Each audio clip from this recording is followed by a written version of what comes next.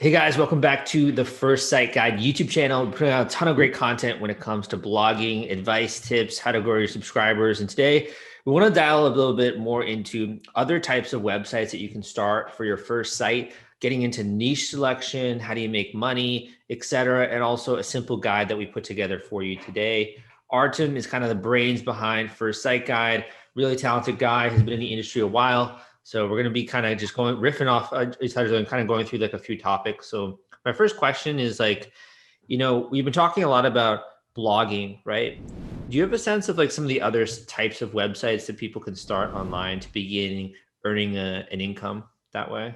Yeah, I mean, basically, you can create, build or create a website in any niche. You can pretty much, I think, you can say 90% of niches can be monetized. It all comes down to starting a website in a niche that stuff you like to do or something you're interested in or the topic you're interested in, and basically it's always kind of easier to start a website in a certain niche, and then you don't have to go too broad. Like it could be just about hunting or whatever you like, table tennis, cycling, or anything like that, right? So basically any stuff your hobby or any stuff you like to do, you enjoy to do, you're pretty much able to start start website around that topic and then succeed.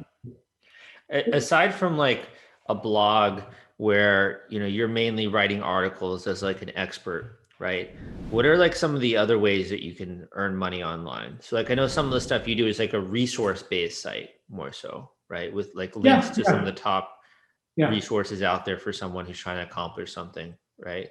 Yeah. It's when you start on a website, it's not like you have to post every day or even every week, right? But instead you can narrow down your number of articles you want to create, and you go a little deeper into each specific article, right? You create some like a guide style content, right? Yeah. The other thing I've noticed is one of the things that I got started first in was building online forums, right? So I built kickstarterforum.org from like 0 to almost 10,000 users now. Yeah. And that's kind of just like an online community where other people are creating the content, right? So I'm not writing the articles. Other people are just answering questions, posting their links, networking together. So it's kind of like this online forum that I built. And I didn't realize that, but that's another possibility that people can do. It's like create a community, right? Yeah. I mean, I'm not sure if you're gonna start some forum right now. If it's gonna kind of explode, right? Because you have so many platforms where people sharing ideas. Even like Facebook, you have a bunch of groups and stuff like that, right? But back in the day, for sure, yeah. I mean, we usually had the forums as an addition to our website. Yeah. Like we had like one of the websites we had it was more like a technical type content. So basically we created like Q&A section, right, as an addition to that. Yeah. And that's, like you said, it's more like a community. People ask questions, they answer questions, and it's like it's quota type, I guess. Yeah. I mean, it's even something you could charge for. Like you could have a membership package where they get access to some of your advice and also to this online community, right? So it doesn't necessarily have to be you always pushing out content after content after content with a blog, right? Yeah. Like you said, user generated content, it's always good to have anywhere, even on your website. If you have like a comments section, it's also a good idea, right? First of all, you can interact with your visitors or with your audience, but on top of that, it's a good sign for, like, let's say for Google or for search engines, right? Because you're gonna have basically fresh content appearing on the same page, right? Yeah, I was gonna say, just so that's kind of like a lot of these examples are in the context of like education, right? And like teaching stuff. Yeah. But there's also like a lot of other sites that are more entertainment based or even like news based, where they're sharing content that's like more like funny memes or comics, or people putting out, like the top 10 things you will never believe happened in December, right? Like that kind of, those Yeah. kind of like BuzzFeed style stuff. Yeah. I mean, I saw a few websites like even back in the day. Yeah, it's more entertainment, you can say. Some top 10 things and top 10 lists. I think even websites like that exist out there. Yeah, I mean, you can definitely, again, that's you like kind of going a broader niche, kind of like you can do it, but it might take a little longer time for Google to realize like what's your authority in what like niche, what topic, right? So I'm more bigger fan of like narrowing SEO, yeah, down to narrow niche, yeah. certain niche. Yeah, and it's always easier. So basically, and you can start slowly, right, with like 10 pieces maybe of content, right? Because whenever you post, since you have so many websites, so many blogs, so many content out there, it's always harder to stand out. True. Would you say like your expertise is SEO and understanding how Google works, kind of? It's hard to say that. It's hard to be an expert in SEO. I think it's always try and error, I guess, thing. You test different things. Because when we started back in the day, we were like, I think I already mentioned it in the last podcast we were talking. We were like walking in like more like a gray I guess, Gray line, yeah. But I mean, to be honest though, like you have, like sometimes you post some great content, and you're like, you expect you feel like it's it's gonna hit, like it's gonna be it's gonna be fine, but then it's really tough with like how many signals Google uses to rank your site and stuff like that. More or less, at least you gotta follow like with SEO, you gotta follow those like a general like kind guidelines, of yeah. guidelines, yeah. Yeah. This to me though is like you have like a pro footballer who says like playing football is easy, right? Yeah. Because like you think about it, you have like a really top ranked site in the blogging niche, right? Yeah. And in a lot of these other niches, you have very top ranked sites. So I do think you're an expert in that way. You're better than the average person, right? You're ranking above them. I mean, yeah. So you can look at that this way, but again, it takes time. That's the main thing. Like whoever is starting blog or creating a new website, I would at least put some put more effort into it for at least like 6 months before you make any like a kind of calls that I'm gonna quit, I'm not gonna do anything. I would say 6 to 12 months. That's the that's how long it takes for the website and kind of to get out there, to start, even not just from Google searches, right, to get traffic, but if you're gonna promote your website on Facebook, whatever platforms you're gonna decide. Yeah. So if I'm coming to you and I'm like, hey Artem, I got a really great idea, right? Yeah. I want to make a website about like new apps that are coming out and like cool new software and like kind of like product hunt, like really neat tools and stuff you can use online, right? Yeah. What's the first thing you start thinking when you're analyzing, is that a good opportunity or not to get into? Well, I mean, yeah, you gotta basically identify, I guess, main topics you want to cover. And then, I mean, you have a few different tools we use in HA crafts, I guess you call it. Yeah, the software tool. Basically, my approach, I mean, that's just how I use it. My approach is I usually try to find competitors, websites you like. I mean, in that same niche, right? Yeah. It's just like when you do in design, right? If you hire in a company to do your website, website design for you, right? The first thing they ask you, okay, give me 3 examples of websites you like, right? So with that, that's pretty much like same approach. What happens if you don't find any competitors? What does that mean? I would say either you have some genius idea, or there is no interest around that topic. Yeah.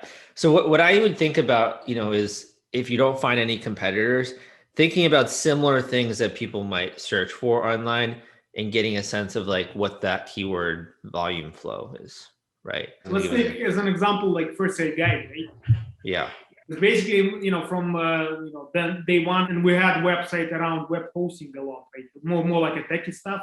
We've been that niche for a long time, right? But then one day we realized like people actually they don't. I mean, they still search for web hosting, best web hosting, and stuff like that. But then we realized that people just they searching about how to start a blog or how to make a website. So that's kind of what you're saying. Like for any niche, you can come up with some topics that actually people use. The searches they use. That's why I'm saying I like to go with a competitor, because at least when you do the competitive research, I guess they call it, right? You can competitor see which keywords they're ranking for, what kind of content they're creating, and then you go off that, right? Like that's to give you my example on that, like when I was getting into the crowdfunding niche, no one really knew what crowdfunding was. So they can't search like how to run a crowdfunding campaign, right? Most people were more so searching like, how do I get funding for this new idea? Yeah. Or how do I finance this? Yeah, crowdfunding was totally like a new word altogether, right? But yeah. So I would look at like similar things and be like, okay, maybe someday it's going to be that, or like maybe someday people are going to replace the keywords with that, right? Yeah, and with that case, like you said, like if you check some keywords, or you try to identify some topics, keywords you're gonna use, or the content you're gonna create, like you said, crowdfunding maybe 10 years ago, if you check it for like a volume, search volume, right? You could be just like zero. But I think if you look at the if you check Google Trends, probably crowdfunding it goes up. Yeah, it skyrocketed in the last like 5 years, yeah. So Google Trends obviously is super important. One of the other things I'll look at when evaluating a niche is who's advertising in that niche, right? Yeah, so like that can tell you who views those potential visitors as valuable, because they're willing to spend money to try and reach them, right? Yeah, it's a simple. You do simple Google search. First of all, when you can start typing stuff in Google, right, and then Google gives you suggestions. Yeah. You look at that, then you hit one of the keywords, kind of potential keywords you targeting, right? And like you said, if you see 2-3 ads in there, that means people are willing to spend money on that. So and you can also see, using a tool like Ahrefs, I don't know how to pronounce that. Like you can see the cost per click data as well a little bit, or with SEMrush, I think it is, right? Yeah. SEMrush, yes, they also have it. Yeah. So you can get a sense of what other people are willing to pay as well to reach the visitors. So it can give you a sense of if it's a good niche to monetize or not in some ways. Yeah. Right. So let's just stay with the example of like coming up with a new blog that shares new apps and like new cool stuff like that, right? So you validate, let's just say, the niche, and I'm like, okay, I want to go into this. What's going to then be the next step? Do you like just start writing? Do you like plan out content? Do you think about the type of website that would do best in that niche? Like, what do you think about? I mean, you have to plan out content for sure. Personally, like we even with our website, we've done like the whole like a content calendar and stuff like that. But it's sometimes it doesn't go the way you want it. But I would, I would like identify the main pieces of content you want to create. Maybe from 5 to 10 articles, guides, or whatever you're gonna call them, like a longer piece of articles. I would publish that. I would create that, publish it, and then around those main, like we call it like evergreen content or cornerstone content, right? Around those guides or longer articles, you have so many other things to cover, right? Yeah. In terms of other examples, like when I was getting started, I made a site about like a crowdfunding directory where you could find like all the service providers, all the different people that are involved in the niche. And like for a while, I was keeping that up and that was making money. And then I got like sidetracked doing other stuff. But so you could like make a directory site. I made another site called Pitch Views, which was like just sharing what are the top trending projects. And I use WordPress, and there are like a bunch of plugins you can get on WordPress to, have that kind of functionality. So Yeah. you can set up a lot of different types of sites as well, in a niche beyond just a blog. Yeah, I mean, you can like the type of content you're talking about. It's more like linkable content, you can say, or people, that type of content people willing to link to. Like you said, we keep that really nice manually edited directory of things, right? Or like 100 companies, or directory of something else, right? And Yeah. people are willing to link to that type of content, or you can create some free tools, maybe even, right? Yeah. The cool thing about WordPress is like there are so many themes and plugins and stuff like that. Like you can set up a lot of different types of websites, I think, using that. So Yeah, like I've had a lot of people set up new crowdfunding websites just yeah. using WordPress, right? I'm trying different tools all the time, and plus, like on since we have that type of content on our website for Say Guide, right? You have those website builders right now, right? But to be honest, like the successful websites out there that I see, still, I mean, probably like 80 to 90% of them using WordPress, right? Maybe you have it's a little bit of like learning curve, I guess you can say, with WordPress, but like once you get used to it, it's not hard to manage or to install, add plugins. You have so many things you can do with it, right? Like, I mean, on Wix, let's say, website builder, right? They're the company, they really pushing that product out, right? But I don't know, to me, I still we're testing all the two different tools, like Webflow. That's another tool recently, like kind of people are recommending that one. We even build one website with it just to give it a try, to test it. But again, maybe I'm too too much into WordPress. I still like to create our website with WordPress. Yeah, definitely. So when it comes to like, setting up these different sites, there's WordPress, there's Wix, there's all these other tools and stuff like that. So it sounds like you tend to lean more on the WordPress side, right? Is there any Yeah, particular reason for that? it's easy to use. First of all, like you said, you have it's flexible. You have a bunch of free themes out there. You have some premium ones which are good too. Plus, you have like a big community in the WordPress, the world, basically. So you have, if you're not willing to do some stuff yourself, you have so many people out there who can help you out, to do small things. We have a developer in house, but we wanted to do some extra optimization on the website speed. So we just found one guy from Upwork, right? And then just gave Really him easy.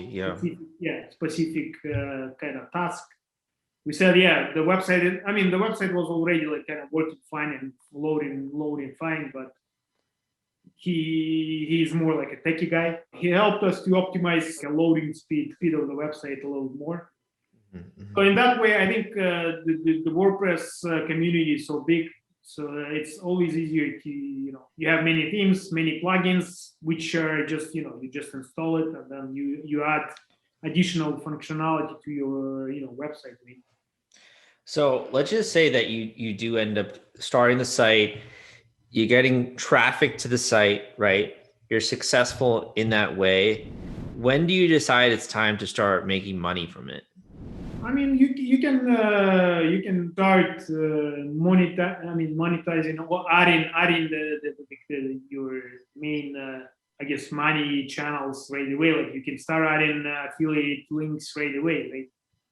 The only thing what I was trying to say, like you need pretty much like 6 months to start getting some traction, to start getting some visitors. Right. Yeah. So you could technically do it right away, but you need to build up visitors a bit. Yeah. Yeah. You need to basically, for your website, like you need to figure out how you're gonna get traffic.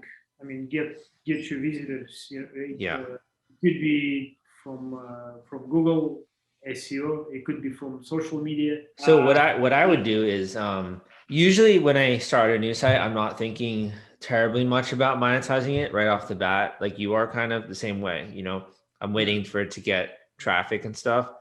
but then I'll go back into all of the old like articles or the YouTube videos that are continuing to get traffic, and Yeah. then I'll monetize them. So like Yeah, you can I'll always, change out links. Yeah. you can always go in, go back to your older content, and then, even you can edit it a little bit, add additional call to actions and stuff like that, right? Yeah. Or if you create some info product related to your topic, right, you can just go in to your older content and just add, certain call to actions for people to download your info product or to Yeah. sign up for your courses and stuff. I heard it once. I think Tim Ferriss, he had a good kind of the good point, I guess he made. He said you gotta get I think like 1,000 true fans, he called it, before you. Yeah. Kevin Kelly's article on that. Yeah. I mean, it's just a general idea, but that gives you something, kind of to play with, right? Once you feel that you're getting some traction on your website, you people visiting. Yeah.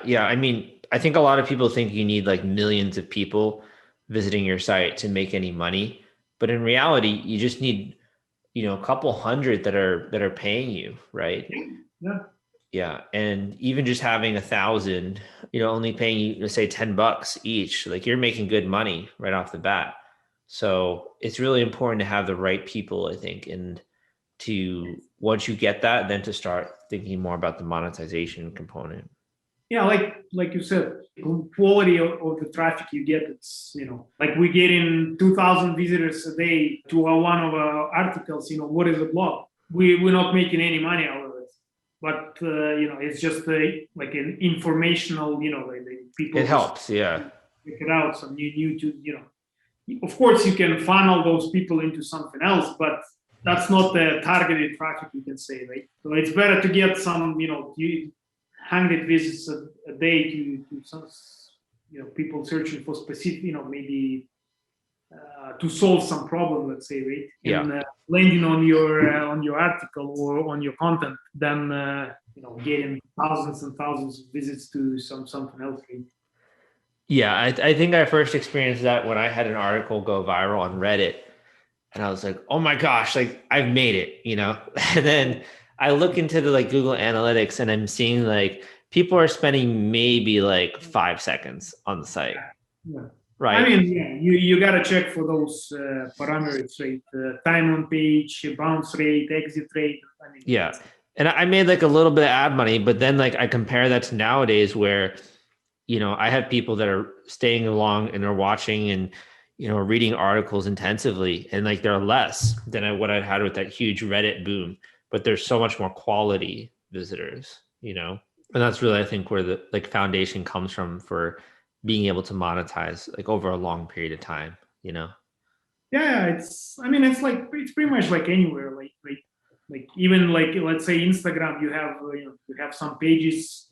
I mean, some Instagram profiles with like million subscribers or whatever. Yeah, But it's insane, man. I was talking with an Instagrammer. This guy has like 1 million followers on Instagram. He's not making any money. It's crazy. Like, what I was gonna say, you look at those profiles and you look at their posts, right? And you can see from number of comments, number of likes, and stuff like that, like how engaged are their followers. Right? yeah, But on the other hand, you have maybe accounts with like 10,000 followers, but you can see they have really deep conversation in the comments and stuff like that. Right? yeah, definitely. Yeah. Okay. So to kind of wrap up our episode, what are some of the tools we mentioned that people can check out? So there's Ahrefs, there's SEMrush, right? Are there any other ones you'd I recommend? mean, WordPress as a software, I guess you can use. We're talking about WordPress.org, the open source software. Yeah. Basically, it's Google free. Analytics. You gotta basically, if you have, you gotta install it somewhere, right? So either if you already have your web hosting account, or if you don't have one, you just gotta find one of the companies. You have Bluehost, pretty good one. GoDaddy, also. I mean, it's a lot. very big company. Also have good, product for WordPress, like installation, SiteGround, DreamHost. So you have like probably at least like 5 good companies you can go with. Okay, cool. So we can make sure to include a guide in the description that will kind of walk people through step by step how to start their first site. And if they have any questions or comments, they can leave a comment below of this YouTube video.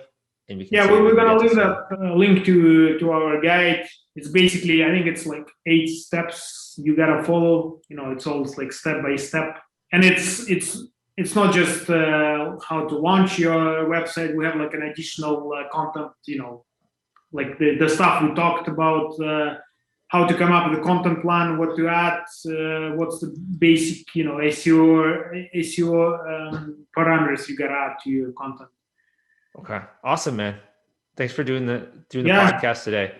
Yeah, that was good talking, and we'll be doing. We got a lot of good stuff coming on next week, I guess. Yeah.